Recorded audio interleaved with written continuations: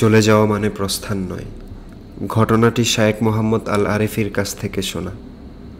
শায়েকের কাছে একবার এক ছেলে এসে বলল, শায়েক, ইন্টারনেটের ব্যাপারগুলো খুব ভালো বোঝে, এরকম আমার একটা বন্ধু ছিল। সে আবার পর্নোগ্রাফিতেও ছিল ভীষণ রকম আসক্ত। একবার সে একটা পর্ন সাইটে ঢুকে সেখানে সাবস্ক্রাইব করে ফেলে। সে যে সাইটে সাবস্ক্রাইব করেছিল ওই সাইটে ফ্রিতে পর্নোগ্রাফি দেখা যেত না, বরং টাকার বিনিময়ে পর্নোগ্রাফির ফাইল ইমেল করতো ওরা। সে যখনই পর্নোগ্রাফির নতুন কোনো ফাইল রিসিভ করত, সেটা মোবাইলে ডাউনলোড করে নিয়ে পরে আমাদের দেখাতো। আমরাও উপভোগ করতাম ভিডিওগুলো, অবাক হতাম এত নিত্য নতুন ভিডিও সে কিভাবে সংগ্রহ করে সেটা ভেবে। যখন তার কাছে জানতে চাইতাম সে এগুলো কিভাবে কোত্থেকে সংগ্রহ করে, তখন সে আমাদের আগ্রহকে এক প্রকার হেসেই উড়িয়ে দিত আর বলতো, আরে ধুর, এগুলো টাকার বিনিময়ে সংগ্রহ করি। আমরা বললাম, সমস্যা নেই, আমরাও টাকা দিয়ে সংগ্রহ করব, তুই আমাদের বল এগুলো কোথায় পাস। আমাদের কথা শুনে সে বলল, তোরা শুধু শুধু টাকা নষ্ট করবি কেন? তার চেয়ে এক কাজ করা যাক, তোরা তোদের ইমেল অ্যাড্রেসগুলো আমাকে দে, আমি নতুন ভিডিও ফাইল পাওয়া মাত্রই তোদের সবাইকে একসাথে পাঠিয়ে দেব। তার প্রস্তাবটা আমাদের খুব মনে ধরল। ভাবলাম, ভালোই তো, আমাদের টাকাগুলো বাঁচল, আবার ভিডিওগুলোও পাওয়া যাবে। আমরা আমাদের এবং আমাদের বন্ধুদের ইমেল অ্যাড্রেস সংগ্রহ করে ওর কাছে দিলাম। পরের সপ্তাহ হতে তার ইমেল আইডি থেকে আমরা নতুন নতুন পর্নোগ্রাফির ফাইল পেতে শুরু করি। এভাবে কেটে গেল 6 মাস। একদিন হঠাৎ রোড অ্যাক্সিডেন্টে আমাদের সেই বন্ধুটা মারা যায়। ওর মৃত্যুতে আমরা সবাই প্রচণ্ড রকম ধাক্কা খেলাম।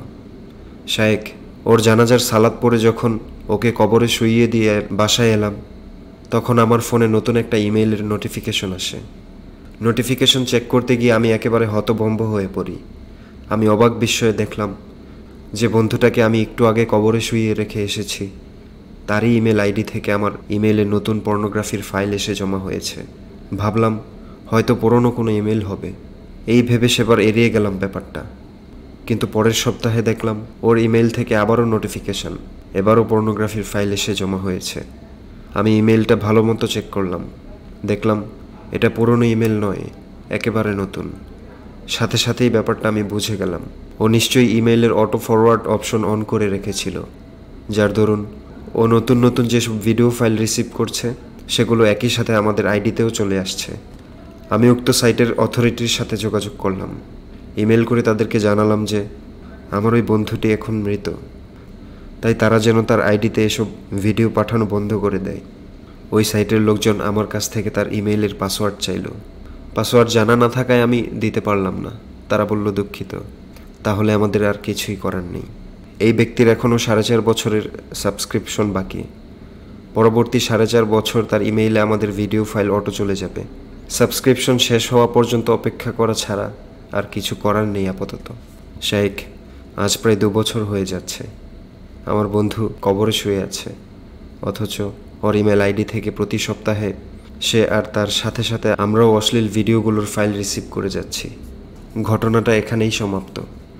এটা এমন এক জীবনের উপাখ্যান যেখানে পাপের বোঝা মৃত্যুর পরও বয়ে বেড়াতে হচ্ছে তাকে, কবরে থেকেও পেতে হচ্ছে অশ্লীল ভিডিও।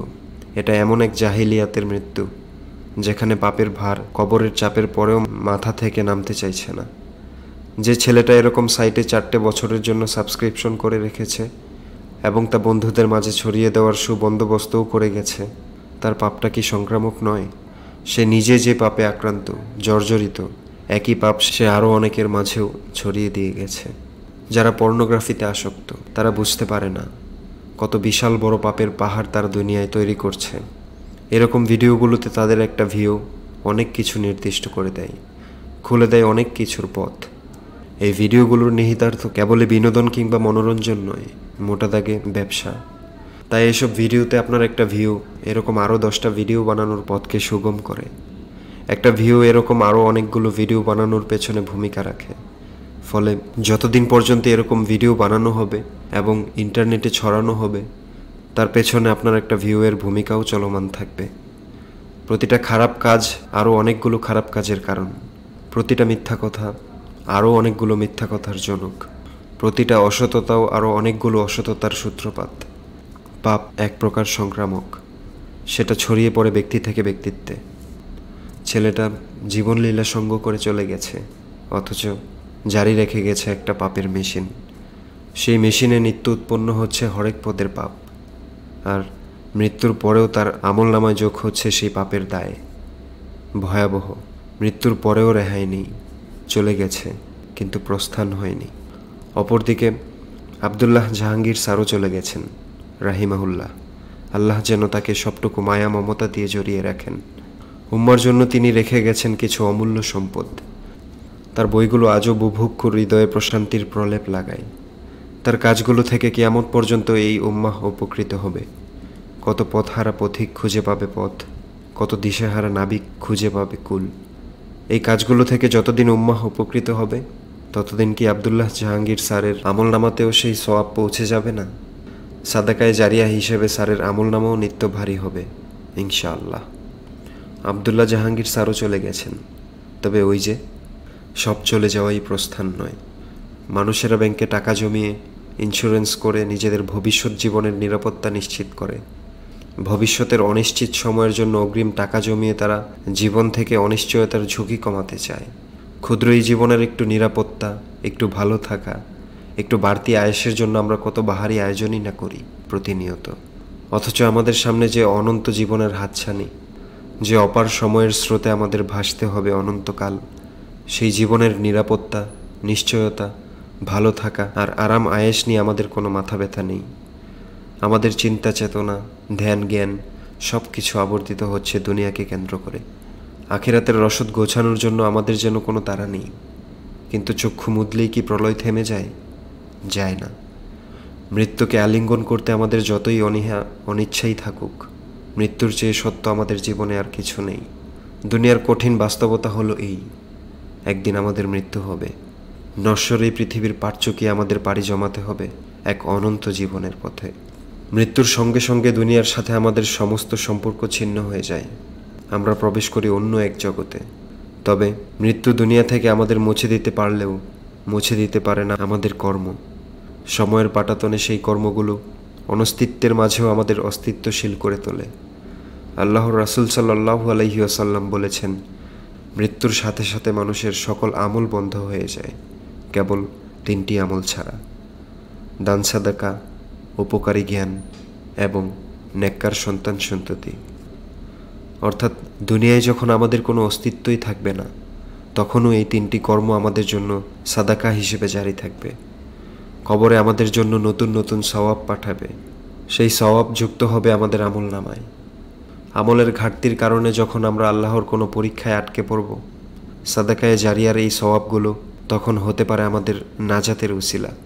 আখিরাতের এই ব্যাংক সেদিন আমাদের জন্য হয়ে উঠতে পারে বিপদের সবচেয়ে বড় বন্ধু।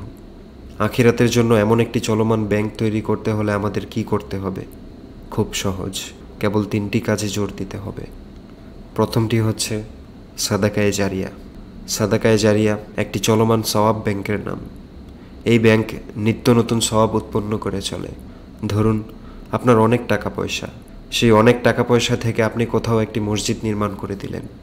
এখন সেই মসজিদে যতদিন আজান হবে, যতদিন সেখানে মানুষ সালাত আদায় করবে, যতদিন সেখানে মানুষ কোরআন শিখবে, ঠিক ততদিন আপনার আমলনামায়ও তার সওয়াব যুক্ত হবে। আপনি বেঁচে থাকা অবস্থায় এই সওয়াব তো পাবেনই, মারা যাওয়ার পরও এই সওয়াব আপনার আমলনামায় অনবরত যুক্ত হতে থাকবে। চিন্তা করুন, কবরের জীবনে আপনি সালাত পড়তে পারছেন না, সিয়াম রাখতে পারছেন না, হজ, জাকাত, কুরবানি কোনো কিছুই করার আর সুযোগ নেই আপনার। কিন্তু দুনিয়ায় আপনি এমন একটি কাজ করে এসেছেন যার বদৌলতে সালাত না পড়েও, সিয়াম না রেখেও, হজ, জাকাত, কুরবানি না দিয়েও কবরে বসে সওয়াব পেয়ে যাচ্ছেন।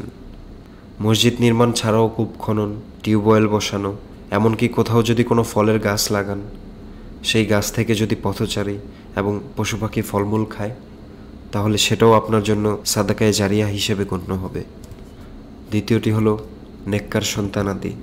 দুনিয়ায় আপনার সন্তানদের যদি ইসলামের সুমহান শিক্ষায় দীক্ষিত করেন, তাদের মধ্যে ঈমান, তাকওয়া আর ইখলাসের সন্নিবেশ ঘটাতে পারেন, তাদের যদি রাসূলুল্লাহ সাল্লাল্লাহু আলাইহি ওয়াসাল্লামের অনুপম আদর্শে গড়ে তুলতে পারেন, তাহলে আপনার মৃত্যুর পর আপনার সন্তানেরা আপনার জন্য চলমান ব্যাংক হিসেবে ভূমিকা রাখবে। তারা প্রতিনিয়ত আপনার জন্য দোয়া করবে, তাদের কৃত সকল ন্যাক কর্মের ফল আপনার আমলনামাতেও সমানভাবে যুক্ত হতে থাকবে। তৃতীয়টি হলো উপকারী জ্ঞান। দুনিয়াতে যে উপকারী জ্ঞান আপনি অর্জন করেছেন সেগুলো যখন মানুষের মাঝে ছড়িয়ে দেবেন, সেই জ্ঞান আখিরাতে আপনার জন্য সওয়াবের চলন্ত ব্যাংক এর ভূমিকা পালন করবে। আবদুল্লাহ জাহাঙ্গীর স্যার রাহিমাহুল্লার লিখে যাওয়া বইগুলো পড়ে যখন কোনো ব্যক্তি আমল করে, নিজের আকীদা বিশুদ্ধ করে, তখন এই কাজের জন্য ওই ব্যক্তি যে পরিমাণ সওয়াব লাভ করে, ঠিক একই পরিমাণ সওয়াব আবদুল্লাহ জাহাঙ্গীর স্যারের আমলনামাতেও পৌঁছে যায়। আমরাও যদি এরকম বই কিংবা উপকারী জ্ঞান ছড়ানোর উপকরণ দুনিয়ায় রেখে যেতে পারি, তাহলে আশা করা যায় এগুলোর বদৌলতে মৃত্যুর পর আমাদের আমলনামাতেও এরকম সওয়াব যুক্ত হতে থাকবে ইনশাআল্লাহ। মৃত্যুর মাধ্যমেই যেন আমাদের স্মৃতি দুনিয়া থেকে মুছে না যায়, দুনিয়াতে না থাকা অবস্থাতেও যেন আমাদের কাজগুলো আমাদের হয়ে কথা বলে, আমাদের সাদাকায়ে জারিয়া, আমাদের সন্তানাদি আর আমাদের জ্ঞান যেন নিরন্তর সওয়াবের চলমান ব্যাংক হিসেবে কাজ করে। আমরা চলে যাব ঠিক, কিন্তু আমাদের যেন প্রস্থান না হয়।